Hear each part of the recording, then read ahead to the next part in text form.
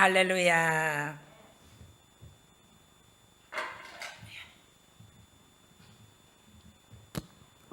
오늘의 말씀은 요한복음 14장 26절 말씀입니다. 보혜사 곧 아버지께서 내 이름으로 보내실 성령 그가 너희에게 모든 것을 가르치고 내가 너희에게 말한 모든 것을 생각나게 하리라. 아멘. 예, 아멘. 아주 잘하셨어요. 예. 미국의 대법관 자리는 죽을 때까지 하는 종신직이잖아요. 예. 그래서 미국 대통령은 탄핵이 있어도 대법관 자리는 자기가 사임하지 않는 한 죽을 때까지 할 수 있는 자리입니다. 그래서 사실은 대통령보다도 대법관 되고 싶어 하지요.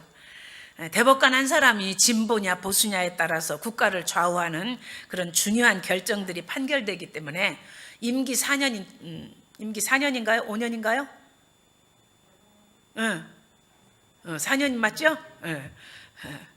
자, 임기 4년. 자, 여러분들이 말하니까 참 좋네. 이렇게 또 웃읍시다. 할렐루야.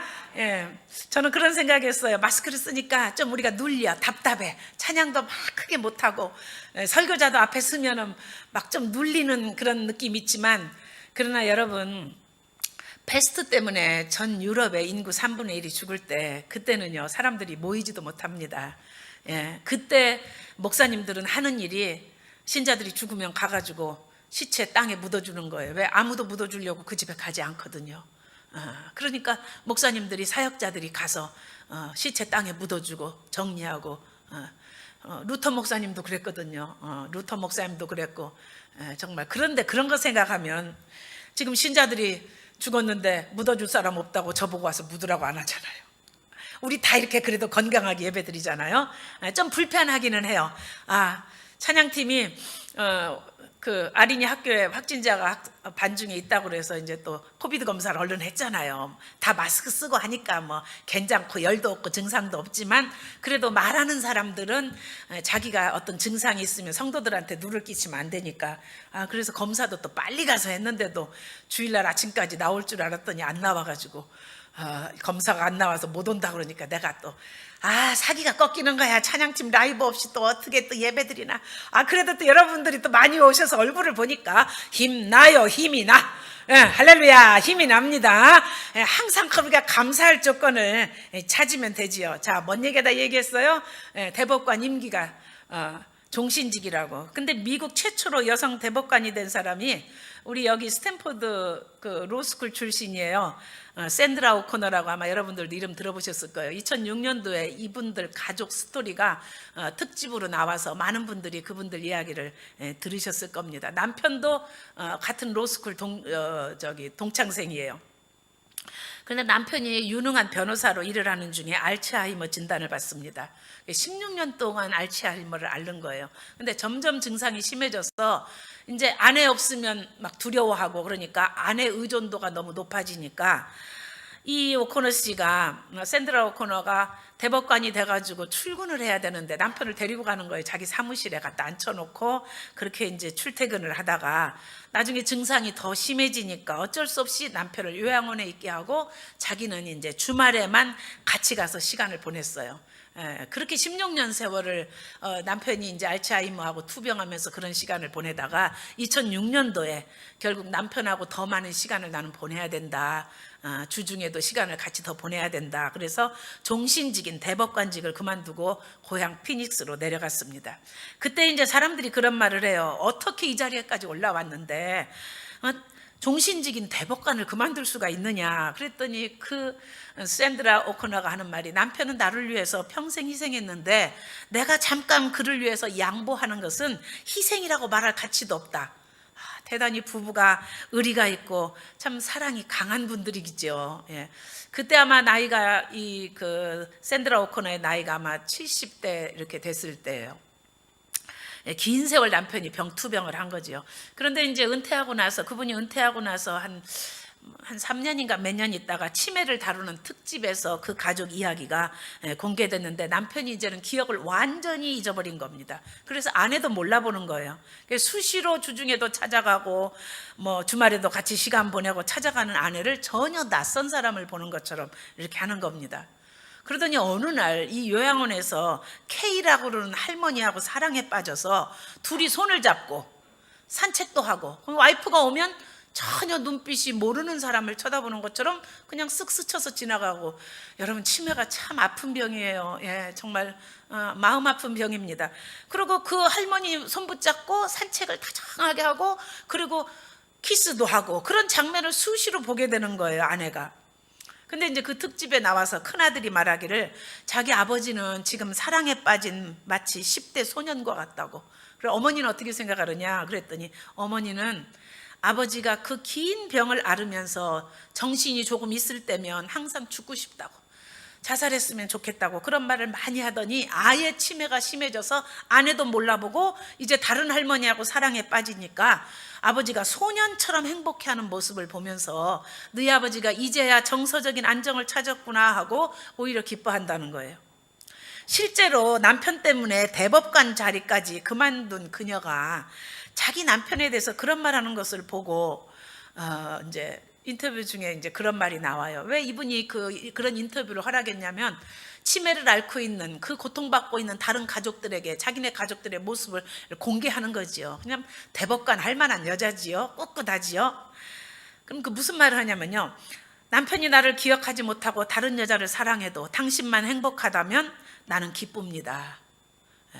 그래서 어떤 심리학자가 그것을 보고 그런 말을 했어요. 젊어서 사랑은 자신의 행복을 원하는 것이고 황혼의 사랑은 상대가 행복해지기를 바라는 것이다, 이런 말을 했어요.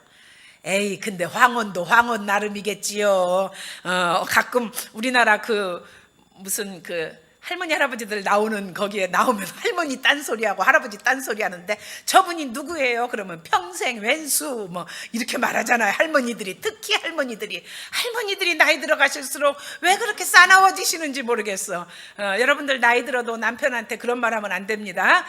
당신이 비록 다른 여자를 사랑할지라도 당신이 정서적인 안정을 찾고 행복해졌으면 나는 당신이 행복하는 것으로 행복합니다, 이렇게 말할 수 있는 것은 참 곱게 나이 든 노인이잖아요. 그래서 이 샌드라 오코너가 곱게 나이 든 노인 리스트에 선정된 사람입니다. 몇십 년을 남편 치매 뒷바라지를 하면서 같은 병을 앓고 있는 사람들을 위해서 이제 대법관 그만둔 다음에는 봉사활동을 했어요. 그러다가 몇 년 전에 2018년도인가 남편이 이제 돌아가셨습니다. 그런데 이제 최근에 소식을 보니까 이 샌드라 오코너 본인도 치매 초기 진단을 받은 거예요. 근데 이제 치매가 어떤 건지를 알잖아요. 자기 남편이 수십 년 동안 그것이 어떤 식으로 진행되어 있는지를 알으니까 자기가 모든 공적인 봉사 활동을 멈추고 지금 이제 요양원에 있습니다. 여러분들도 아마 이 스토리를 들어보셨을 거예요. 2006년도에 미국을 대단히 아주 센세이션하게 했던 그런 그 부부의 이야기였거든요. 남편 때문에 대법관을 그만두고 했던 그 샌드라 오코너 부부 이야기입니다. 참 치매 걸려도 사랑의 감정만은 변하지 않을 수 있다면 얼마나 좋겠어요. 그런데 언제까지나 변하지 않을 것 같은, 영원할 것 같은 그런 사랑이라도 기억을 하느냐 못하느냐에 따라서 이렇게 쉽게 뒤집히는 것이 인간의 사랑이구나, 참 허망하구나, 그런 생각을 해봅니다. 그래서 기억이 사랑에서 차지하는 그런 부분이 참 큰 부분을 차지하는구나 하는 것을 부인할 수가 없습니다. 그래서 치매를 이별하는 병이라고 그러잖아요. 살아서 이별하는 병. 자기가 누구인지 자기하고 이별하는 겁니다. 내가 누구인지를 몰라요. 또 사랑하는 가족을 완전히 남처럼 대하기 때문에 살아있지만 가족과 이별이 되는 그런 그 병이에요. 그래서 이제 알츠하이머 치매의 거의 90%, 50% 이상이 이제 알츠하이머 때문에 오는 건데, 요즘은 영츠하이머라는 그런 신종 언어가 생겼어요, 한국에서는. 왜냐하면 젊은이들이 치매 사례가 그렇게 많다는 거예요. 샌드라 오코너의 남편도 그렇게 나이 많아서 치매가 온 게 아닙니다. 제가 정확히는 모르겠지만 한 60 초반이나 60쯤에 치매가 온 것 같아요. 긴 세월을 오랫동안 알았지요. 그래서 기억을 잃으면 사랑도 잃는다는 말이 참 서글프게도 사실입니다. 자, 오늘 그런 일들을 생각하면서 저는 이제 사사기를 우리가 계속 묵상하고 있잖아요. 하나님의 은혜를 망각한 이스라엘이 다시 재범죄에 빠지는 이런 패턴으로 역사가 계속 흘러가는 것을 보면서 우리가 깨달을 수 있잖아요. 성도들이 하나님의 은혜를 망각하면, 영적인 침해에 걸리면 곧바로 세상을 사랑하게 된다. 우리가 하나님의 은혜를 망각하는 영적인 침해가 오면요, 그냥 볼 것도 없이 하나님을 잊어버리고 하나님의 은혜를 잊어버리고 세상과 사랑에 빠지는 거예요. 마치 그 오코너 대법관의 남편이 아내를 잊어버리니까 다른 여인과 사랑에 그냥 빠져버리는 것과 우리의 모습과 뭐가 다를 것이 있겠어요. 자, 오늘 성령론 세 번째 시간입니다. 오늘 말씀의 주제는 한번 따라해 볼까요, 여러분들? 가르치고 생각나게 하시는 성령님. 가르치고 생각나게 하시는 성령님. 오늘 임준숙 집사님이 읽어준 요한복음 14장 26절 말씀은 보혜사 곧 내 아버지께서 내 이름으로 보내실 성령 하고, 성령님에 대해서 예수님께서 십자가에 달려 죽으시기 전에 제자들에게 성령님을 소개하지요. 그가 너희에게 모든 것을 가르치고 내가 너희에게 말한 모든 것을 생각나게 하리라. 자, 예수님께서 지금 성령님을 보내주시는데 성령님이 오시어서 하시는 일 가운데 여러 가지 일들이 있지요. 성령님이 하시는 일은 뭐 방언도 하게 하시고 예언도 하게 하시고 신유의 능력도 행하게 하시고 뭐 여러 가지 감동하시고 우리를 도와주시고 여러 가지 일들이 있지만, 주님께서 제일 중요하게 여기시는 것은 너희를 가르치고 너희에게 내가 말한 모든 것을 생각나게 한다. 할렐루야. 오늘 이 부분에 대해서 좀 이제 말씀을 생각해 보려고 그래요. 여러분, 예수님께서 십자가의 죽으심으로 우리의 구원을 완성하셨잖아요. 그리고 부활하셨잖아요. 그랬는데 아마 성령님이 계시지 않았으면 한 세대만 지나면 사람들은 다 망각을 할 겁니다. 그 은혜를. 우리가 사사기를 시작하면서 여호수아에 대한 이야기를 보잖아요. 여호수아가 죽고 그래요. 그런 다음에 여호수아를 알던 그 세대 장로들이 다 죽고 난 다음에 그 다음 세대들은 여호와를 알지 못하더라. 사사기 묵상하시는 분들 요즘 읽어봤지요? 여호와를 알지 못하더라.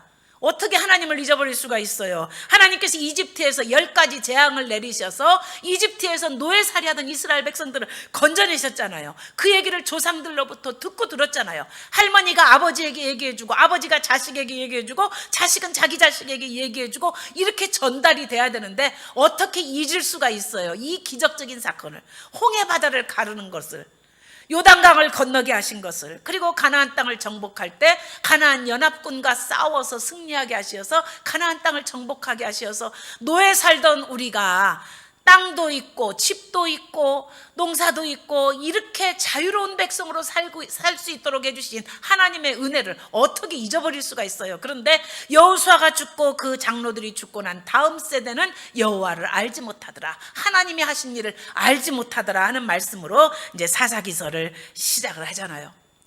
자, 그러면 그 시대만 그럴까요? 예수님이 십자가에 달려 죽으셨습니다. 부활하셨습니다. 승천하셨습니다. 눈으로 똑똑히 본 증인들이 있습니다. 그 증인들이 이제 다 돌아가셨어요. 예수님의 12 제자들과 다른 제자들도 다 돌아가시고, 그리고 예수님의 제자들에게서 직접 배운 분들을 이제 뭐라고 하냐면 교부라고 그래요. 그것을 여러분들이 조금 목사님들이 설교하시다가 교부 시대 이렇게 하면 여러분들이 예수님의 제자한테 직접 배운 분들, 그분들이 이제 교부 시대입니다. 그러니까 그분들 세대도 지나가고 세월이 이렇게 정말 오래오래 흐르게 됐는데, 만약에 성령님이 오시지 않았다 그러면 오늘 참 2000년 전에 예수님의 십자가 사건은 과거의 기념비가 됐을 거예요. 만약에 성령님이 오시지 않았다 그러면 오늘 우리가 읽는 성경 말씀은 감동이 없는 딱딱한 교리책이 되었을 겁니다. 그리고 우리 기독교는 종교가 됐을 거예요. 예수님이 그걸 아시지요. 너무나도 잘 아시지요. 사사시대에도 그랬고, 이스라엘 백성들 지금까지 구약, 하나님께서 천지를 창조하신 이후로 구약시대를 보니까 사람들은 너무나도 쉽게 잊어버리는 거예요. 너무나도 쉽게 망각하는 겁니다. 은혜를 망각하고 하나님이 주신 말씀을 망각하고, 그래서 세월이 흐르면 그 다음 세대들은 여호와를 알지 못하더라. 너무나도 이것을 잘 알고 계시는 예수님 모르셨겠어요? 내가 십자가에 달려 죽고 그리고 내가 부활하는 모습을 본 사람들, 내가 직접 승천하는 것을 본 사람들 세대는 나를 알지만 이 세대가 지나가고 나면 사람들은 분명히 다 잊어버릴 것이다. 예수님 너무 잘 아시기 때문에 성령님을 보내주신 거예요. 내가 가서 아버지께 간청하여서 아버지께 구하여서 성령님을 보내줄 것이다. 그런데 그 성령님이 오시면 너희를 가르치고 내가 너에게 말한 모든 것을 생각나게 하리라. 할렐루야. 예. 그래서요, 오늘 우리가 이렇게 믿으면서 성령님이 우리 가운데 오셨기 때문에 우리가 믿어지는 거, 2000년 전 그 사건이 믿어지는 겁니다. 제가 지난 시간에 그랬지요. 성령님은 예수님의 십자가와 부활, 그 구원 사건을 오늘날 현재형으로 일하시는 분이라고, 현재화시키고 구체화시킨다 그랬지요. 2000년 전 사건이, 십자가 사건이 오늘 어떻게 믿어집니까? 2000년 전에 예수님이 하신 이 성경의 말씀이 오늘 어떻게 감동이 됩니까? 이것은 성령님께서 오시어서 일하시기 때문에 가능한 줄로 믿으시기 바랍니다. 그래서 성령님이 하시는 사역 중에서 제일 중요한 것을 두 가지 오늘 예수님께서 말씀하신 거예요. 가르치시고 그리고 생각나게 하신다. 성경은 참 이상한 책이에요. 예. 이미 다 알고 있는 말씀인데도요, 저는 이번에 이제 그 사사기 강의하면서 삼손 스토리는 주일학교 때부터 여러분들 애들이 들었잖아요. 저는 이제 주일학교 때는 안 다니고 중학교 3학년 때부터 예수 믿고 주일학교 교사를 했었어요. 그러면 아이들한테 이제 삼손 이야기도 해주고 다윗 이야기도 해주고 너무나도 잘 알고 있어요. 그런데다가 저는 별로 삼손을 그다지 좋아하지 않아요. 저는 남자가 조금 배려심이 있는 다윗 같은 남자를 좋아합니다. 매력도 있고 시도 쓸 줄 알고 분위기도 좀 있고 인물도 좀 잘생기고, 아이고 그런 남자가 이 세상에 없어서 그렇지 다윗 같은 남자를 무척 좋아합니다. 삼손은 힘만 세지요. 배려심도 없고 엄마 말도 안 듣고, 그리고 삼손은 참 머리도 좀 나쁜 것 같고, 저는 그런 삼손 같은 남자는 딱 내 취향이 아니에요.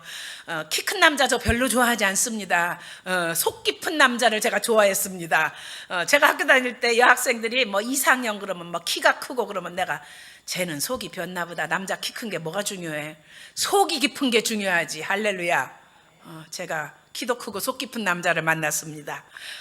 담임 목사님한테 인제 웃어요. 또 웃지 않는 분들은 또 뭐요? 제가 키 큰 남자 원하지 않았는데 키도 크고 속도 깊은 남자 만났다 그러면 박수도 치면서 웃어야지. 정말. 분위기 좀, 우리 마스크는 썼어도 분위기는 마스크 안 쓴 것처럼 좀 합시다. 예. 어쨌든 삼손이 내 취향이 아니에요. 그리고 저는 리더가 미성숙한 걸 아주 싫어해요. 삼손은 지금 사사잖아요. 리더잖아요. 근데 얼마나 미성숙해요. 그래서 제가 삼손을 심히 안 좋아합니다. 그런데 이번에 그 사사기서를 강의하면서 제가 힐링을 받았어요. 저는 여러분, 사람들이 이렇게 대인관계를 하다 보면 특히 남자가 삼손 같은 사람은 제가 딱 질색입니다. 밥값도 좀 자기가 내고 남도 배려하고 이러는 거 좋아하지, 등치만 크고 키만 크고 그리고 철없는 남자, 제가 아주 딱 제 취향이 아니에요. 그런데 이 못된 성격이 제가 이게 항상 속에 좀 있어요. 예. 그런데 이번에 하나님께서 저를 그걸 힐링을 하시는 거예요. 히브리서 11장에 보니까 삼손도 믿음의 전당에 들어가고, 제가 그랬죠? 수요일에 오신 분들은 다 기억나실 거예요. 다윗도 믿음의 전당에 들어가고, 입다, 삼손, 입다, 기도원, 삼손, 그리고 다윗과 사무엘, 그 외 선지자들을 쭉 이야기하면서 믿음의 전당, 히브리서 11장 믿음의 전당에 들어간 사람의 이름 가운데 삼손이 나오는 거잖아요. 그래서 삼손의 마지막 죽음의 모습을 이제 지난주 수요일에 마치면서, 그렇구나. 하나님이 보실 때는 미성숙한 삼손이나 멋진 다윗이나 똑같이 귀한 하나님의 자녀구나. 우리 여자들 취향은 다윗 같은 남자하고 결혼했으면 딱 좋겠지요. 그렇지만 참 여러분이 배려심 있고 여러분이 다윗처럼 속이 깊은 여자면 대개 남편은 삼손같이 좀 미성숙한 남편을 만나기도 하고, 또 남편이 또 다윗 같은 남편이면 미갈과 같이 조금 미성숙한 여자를 만나기도 합니다. 미갈이 누구예요? 사울의 딸 이름이잖아요. 다윗의 첫 번째 와이프지요. 철없는 소리 하다가 남편한테 소박 맞은 그런 여자. 그런데 어쨌건 삼손이든 다윗이든 하나님께서 보실 때는 그 시대에 하나님이 쓰신 사람들이지, 우리가 인간의 잣대를 가지고 이 사람은 멋있고 이 사람은 그렇지 않다 이렇게 판단할 일이 아니구나. 그러면서 삼손에 대해서 굉장히 제가 사랑하는 마음, 긍휼히 여기는 마음, 그리고 참 뭐라 그럴까요? 그 이해가 되는 마음, 삼손의 일생에 대해서 이해가 되는 그런 공감되는 그런 마음이 생겼어요.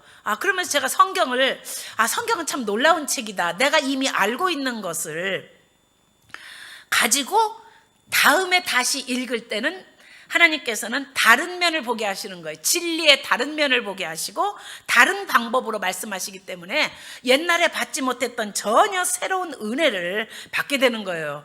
여러분, 목사님들이 성경책 이거 한 권 가지고 평생 설교합니다. 놀라운 기적 같은 일 아니에요? 여러분, 예수 믿었으면요, 창세기부터 요한계시록까지 성경 여러 번 읽으신 분들 많잖아요. 그런데 여러분들이나 저나 똑같은 성경 이거 한 권 66권 이거 가지고 수십 년째 설교하고요, 수십 년째 듣고, 또 똑같은 장소에서 똑같은 목사님의 설교를 듣는데도 그 사람의 처해 있는 형편에 따라서 성령께서 주시는 깨달음이 각각 다 달라요. 정말 다양성 있게 역사하시는 성령님이세요. 여러분들이 말씀을 들을 때 이미 귀가 열려져서 깨닫는 것이 성령님께서 여러분과 함께 하시는 증거인 줄로 믿으시기 바랍니다. 아무리 지식이 많고 똑똑한 사람이라도 성령의 도우심이 없이는 성경 말씀을 깨달을 수가 없어요. 참, 성령님께서 우리에게 오셔서 가르치세요. 목사님이 설교로만 우리를 가르치는 것이 아니에요. 목사님의 설교를 들을 때 성령님께서 깨닫게 하세요. 그래서 성령님이 저희들을 가르치시는 가정교사세요. 제가 어렸을 때 부잣집 아이들 중에 가정교사를 두더라고요. 대학생 가운데 인류대학 다니는 학생들 가운데 가정교사를 둬서 집에서 아주 먹여주고 재워주고 돈 주고 온 과목을 다 가르치는 거예요. 제 친구 국회의원 딸이 있었는데 그 친구는 가정교사를 그냥 아주 중고등학교 다니는 내내 두고 공부를 하더라고요. 좀 부러웠지요. 그런데 여러분, 부러울 거 없어요. 성령께서 우리의 가정교사가 되시는 줄로 믿으시기 바랍니다. 성령께서 오셔서 여러분 한 분 한 분의 개인 교사가 되주셔요. 그래서 어떤 때 성경을 읽을 때 우리가 무척 어려운 거, 어떤 때는 이해가 안 되는 이런 부분들도 세월이 흐르면서 하나님께서 어느 날 깨닫게 하시고 우리를 가르쳐 주세요. 그럴 뿐만 아니라 주님께서 우리에게 해주신 말씀이 적절한 때에 생각나게 해주시는 거예요. 기가 막히게 생각나게 해주세요. 여러분, 저는 그래서 결정적인 순간에 성령님께서 이 말씀을 생각나게 해주셨기 때문에 우리가 하나님의 뜻대로 살 수 있게 되는 거예요. 누구에 대해서 막 미운 마음이 들어있을 때는 성령께서 무슨 말씀으로 우리를 가르치세요? 분을 내어도 죄를 짓지 말고 해가 지도록 분을 품지 말아라.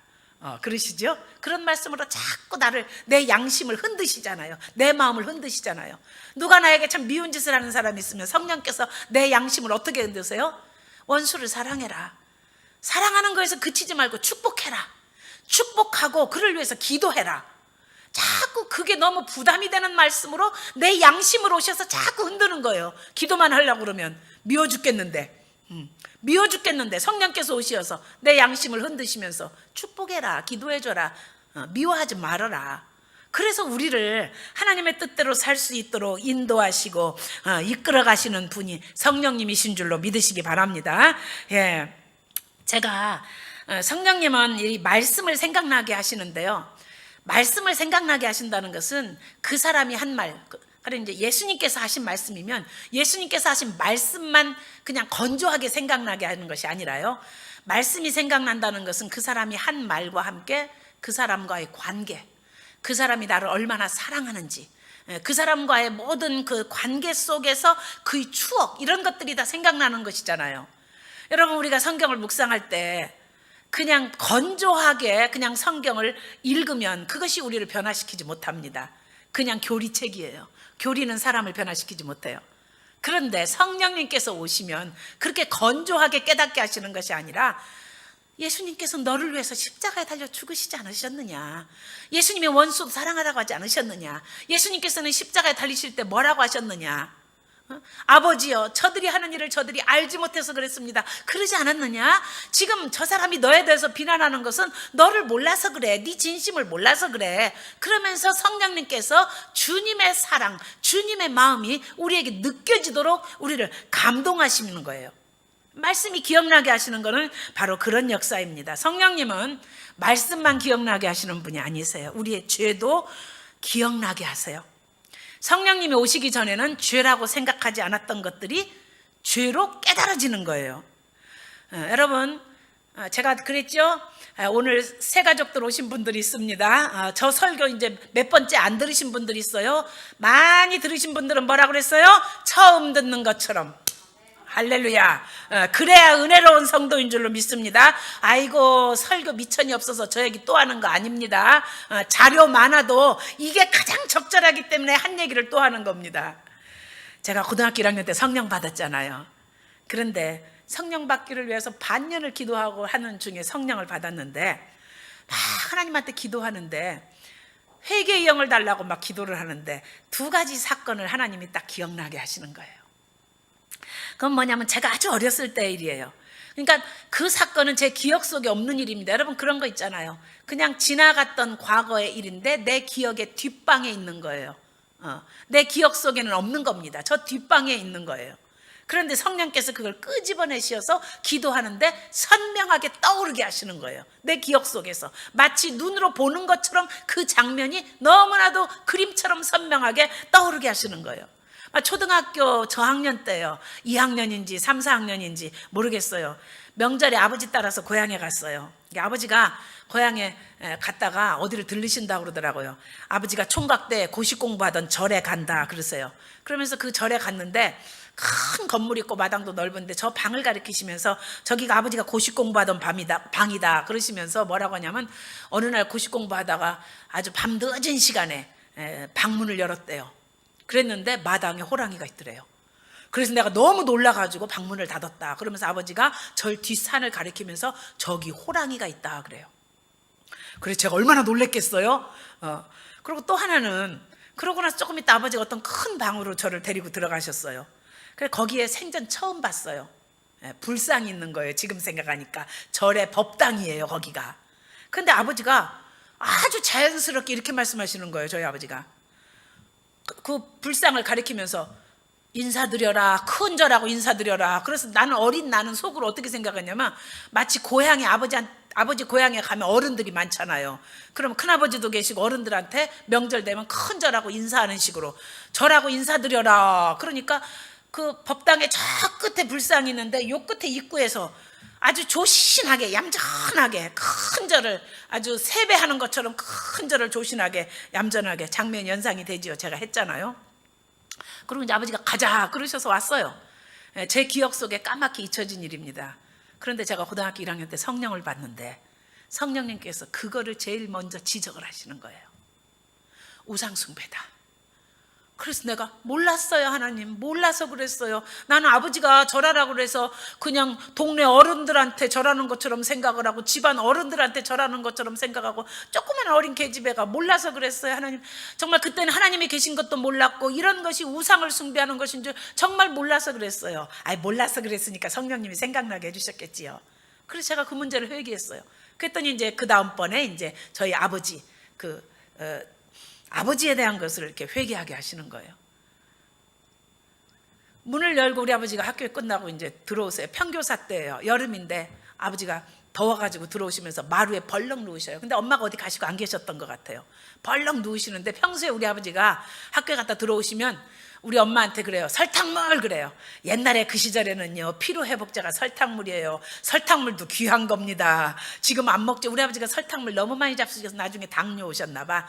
하여간 학교 끝나고 집에 오시면 설탕물 그래요. 그럼 엄마가 찬물 우물에서 떠가지고 설탕 타서 드리고, 나중에 조금 먹고 살만해질 때는 미숫가루 그래요. 그래서 설탕물에다 미숫가루 타. 그게 이제 간식이었어요.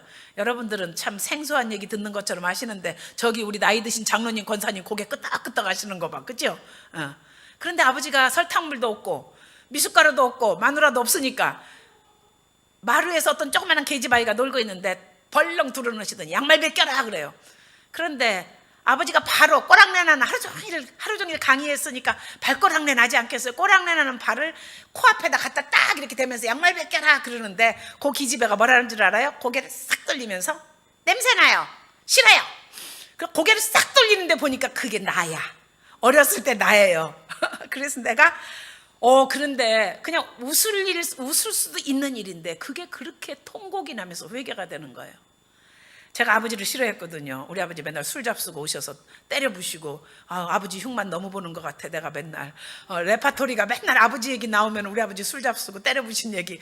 그러니까 제가 아버지를 얼마나 싫어했겠어요. 그런데 아버지에 대해서 제가 풀어야 되는 마음이 있잖아요. 자식으로서 그 아버지를 용서하지 못하는 마음, 싫어하는 마음, 미워하는 마음, 어린 마음에도 그런 게 있었을 거예요. 아마 고등학교 때. 왜냐면 엄마 고생시키니까. 그래서 제가 한번 엄마 보고 이혼하라고, 왜 사냐고, 그냥 이혼해도 된다고, 그럴 정도로 엄마가 힘들게 살으셨으니까 아버지에 대한 미움이 있었겠지요. 근데 성령께서는 제가 예수 믿을 때 그 부분을 다루시는 거예요. 그래서 막 통곡이 나오는 거예요. 막 울었죠. 그리고 아버지 입장에서 생각해 봤어요. 얼마나 힘들었을까.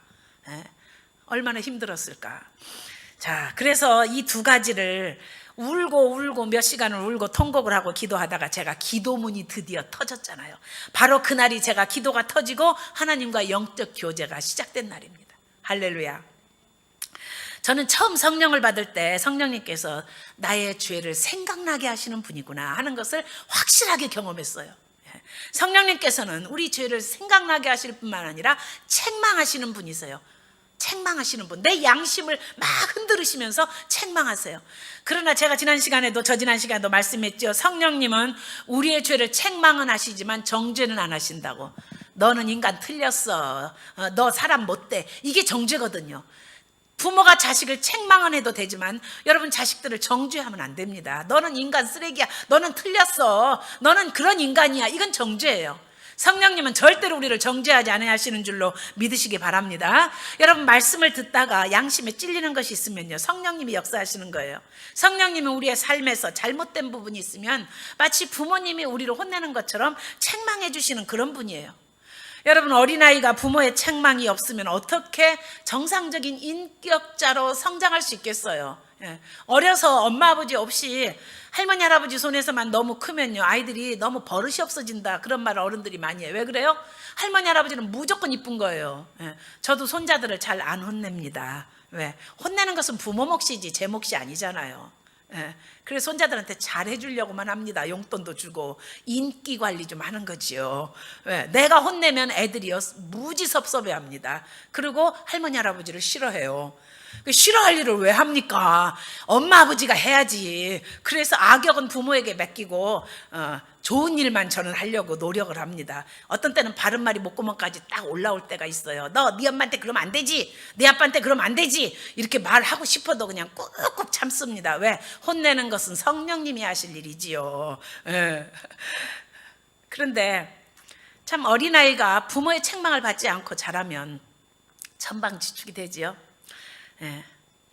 저는 참 아프간에서 요즘 일어나고 있는 사태를 보면서 여러 가지 동영상들이 사람들을 그 탈레반들이 사람들을 살해하는 그런 동영상도 있기도 하고 여러 가지 하는데, 제가 제일 눈물이 났던 장면은, 제가 엄마라서 그런가 봐요. 철조망 너머로 엄마들이 갓난아기, 아주 기저귀 찬 갓난아기를 이렇게 들어가지고 미군들한테 애라도 좀 살게 하려고. 왜냐하면 언제 탈레반들이 자기네를 다 쏴 죽일지, 미군들하고 미국과 협조한 사람들, 이런 사람들 다 이랬던 사람들 다 두려워서 거기 피해 와 있는데, 갓난아기를 이렇게 들어서 철조망 높이 해가지고 또 미군이 그 애를 다리를 한짝 겨우 잡아가지고 위로 거꾸로 이렇게 들어 올리는데, 그렇게 주면서 엄마도 울고 군인들도 울고. 나는 세상에서 참 그것처럼 가슴 아픈 장면이 없는 것 같아요. 악한 정권의 배후에는 사탄의 세력이 있습니다. 정말 우리 이렇게 편안하게 밥 먹고 이렇게 정말 자식들하고 아침밥도 맛있게 먹고 우리 왔잖아요. 정말 그 갓난아기 그 어린 거를 그냥 군인의 손에 넘겨주는 그 엄마의 심정이 정말 참 그랬어요. 그 생각을 하면 엄마 없이 이 아이가 어떻게 살아갈 것인가.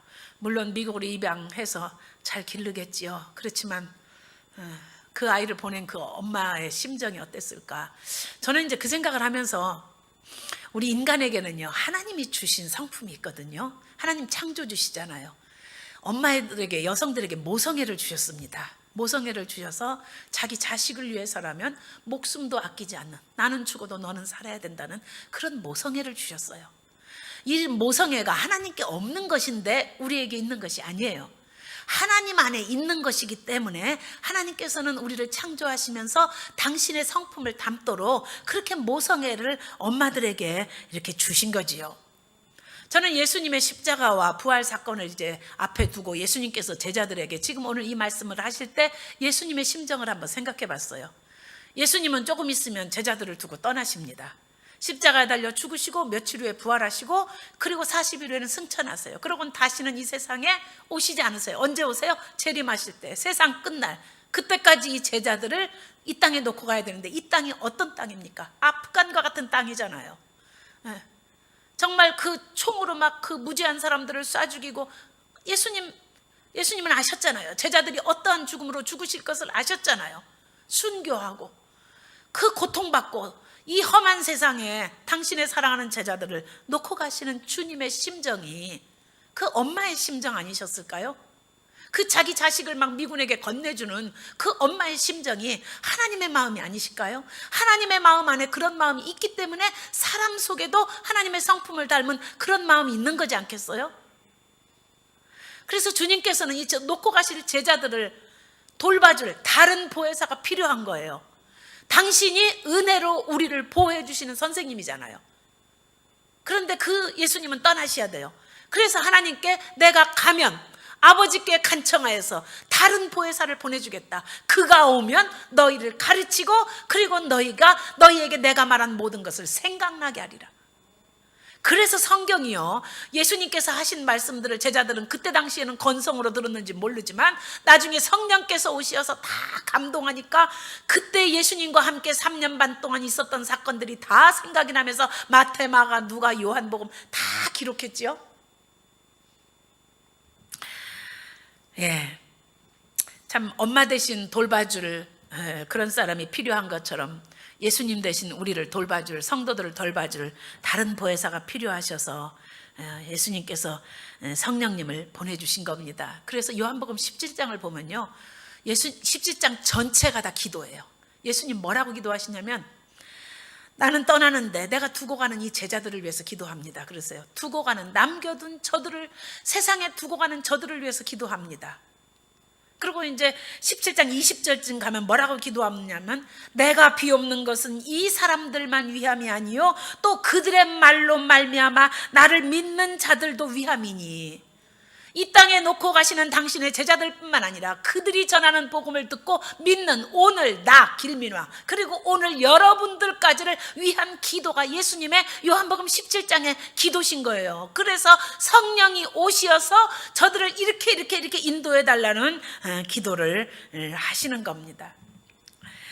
아이고 참, 주님께서는 성령님이 우리에게 오셔야만 우리가 신앙생활을 끝까지 하고 주님 재림하실 때까지 우리가 믿음을 지킬 수 있는 것을 아셨어요. 잊지 아니하고 망각하지 아니하고 하나님의 은혜를 잊지 아니하고 하나님의 말씀을 잊지 아니하고 그리고 하나님의 뜻대로 살 수 있는 것을 아셨기 때문에 성령님을 보내주신 줄로 믿습니다. 요한복음 16장 7절부터 13절 말씀을 좀 보도록 합니다. 우리 같이 좀 볼까요? 그러나 내가 너희에게 실상을 말하노니 내가 떠나가는 것이 너희에게 유익이라. 내가 떠나가지 아니하면 보혜사가 너희에게로 오시지 아니할 것이요 가면 내가 그를 너희에게로 보내리니. 예수님이 떠나시고 성령님이 우리에게 오시는 것이 너희에게 유익하다. 그가 와서 죄에 대하여 의에 대하여 심판에 대하여 세상을 책망하리라. 여러분 죄는 뭐예요? 죄에 대하여라 하면 믿지 아니하는 거예요. 예수님 안 믿는 게 죄라는 거를요 성령님이 오시기 전까지는 모릅니다. 세상 사람들은 죄가 도덕적 윤리적인 죄인 줄 알아요. 그런데 예수님을 믿고 나니까 예수님 안 믿은 것이, 하나님을 모르는 것이 가장 큰 죄라는 것을 깨닫게 되는 거예요. 의에 대해서라는 뭐예요? 의에 대해서라 하면 내가 아버지께로 가니 너희가 다시 나를 보지 못하며. 의라는 건 뭐예요? 예수님이 아버지께로 간다는 건 뭐예요? 예수님 부활이잖아요. 예수님이 십자가에 달려 죽으셨지만 부활하심으로 우리를 의롭다고 인정받게 해주신 것이, 그것이 의예요. 또 심판은 뭐예요? 심판에 대해서라면 이 세상 임금이 심판을 받았습니다. 주님의 십자가 사건과 부활 사건을 통해서 사단의 권세가 깨트려지고 주님이 사망 권세 이기시고 승리한 줄로 믿으시기 바랍니다. 이 세 가지, 죄에 대해서, 의에 대해서, 심판에 대해서 이 모든 것을 알게 하실 분이 성령님이 오시면 너희가 깨닫게 된다는 거예요. 그런데 12절에 보면 뭐라고 말씀하세요? 내가 아직 너희에게 이를 것이 많으나 지금은 너희가 감당하지 못하리라. 왜? 말해줘도 말귀 못 알아먹는다 이겁니다. 왜? 성령님이 아직 오시지 않았기 때문에 내가 아무리 말해줘도 너희들이 깨닫지 못한다. 성령님이 오셔서 가르쳐 주시고 깨닫게 해 주셔야만 그때서 깨닫게 된다는 거예요. 자, 13절에 마지막으로 봅니다. 그러나 진리의 성령이 오시면 그가 너희를 모든 진리 가운데로 인도하시리니. 여러분, 지금 우리에게는 진리의 성령님이 오신 줄로 믿습니다. 오늘 말씀을 듣고 여러분들이 고개가 끄덕끄덕하면서 이해가 되시죠? 여러분, 그냥 이해되는 거 아닙니다. 진리의 영이신 성령님이 여러분 안에 있기 때문에 그분이 여러분들에게 깨닫게 하시기 때문에 오늘 말씀이 여러분들이 이해가 되는 거예요. 저는 개인적으로 누군가가 나에게 성령 충만이 무엇입니까? 하고 질문한다 그러면 이렇게 대답하고 싶어요.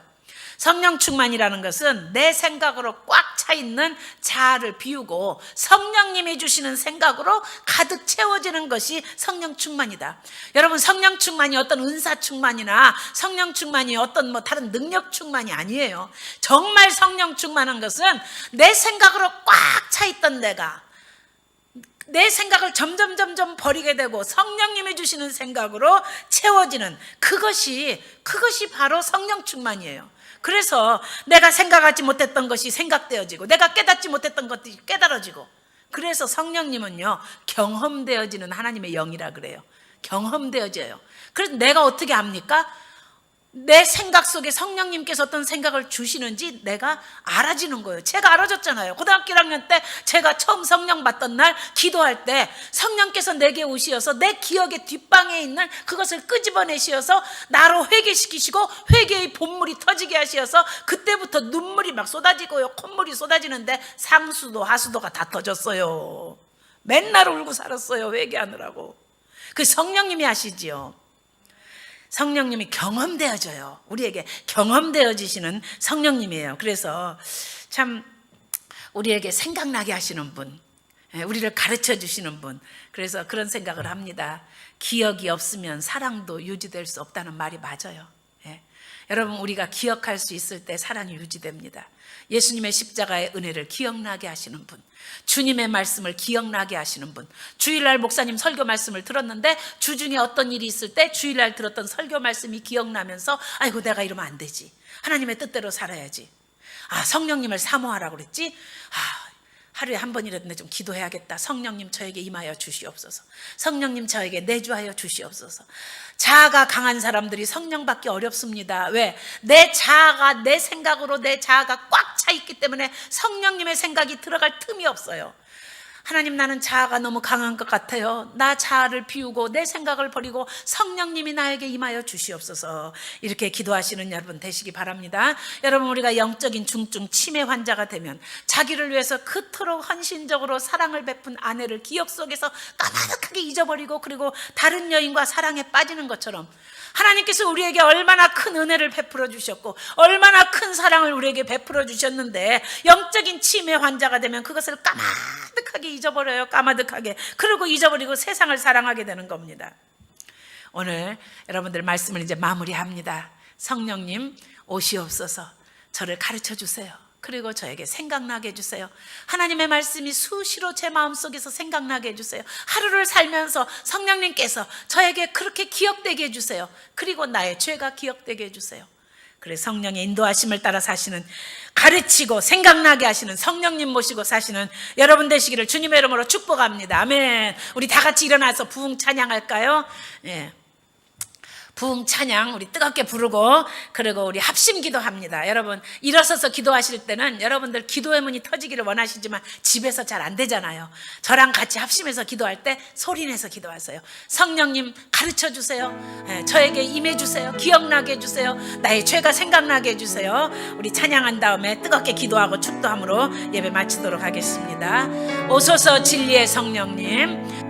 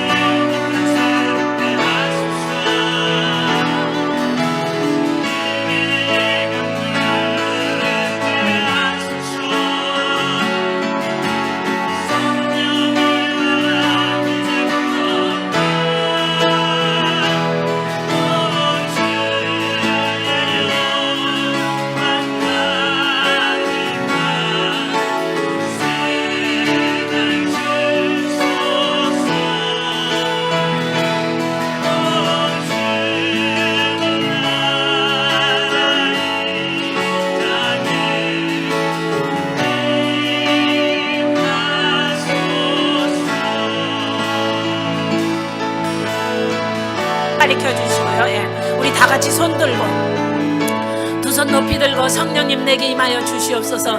나의 심령에 부흥을 주시옵소서. 성령님에 대해서 우리가 계속해서 말씀을 듣는 중에 성령님 저에게 임하여 주시옵소서. 가르치고 그리고 생각나게 하시는 성령님, 이 시간에 나의 죄가 생각나게 하시고 나 하나님의 말씀이 기억되는 한 주간을 살아갈 수 있도록 성령님 내게 힘 주시옵소서.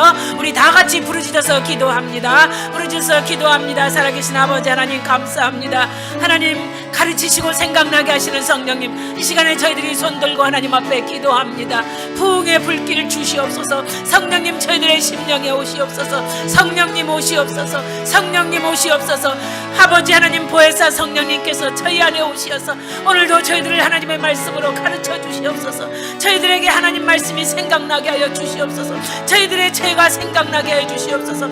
하루를 살면서 저희들이 실수한 것, 말 잘못한 것, 또는 저희들의 마음 가운데 죄 가운데 있었던 것, 이런 것들이 생각나게 해주시어서 성령님의 인도하심을 따라서 저희들이 인격이 하루하루 성장해가고 성숙해가는, 성화되어가는 저희들이 될 수 있도록 축복하시기를 원하고 기도합니다.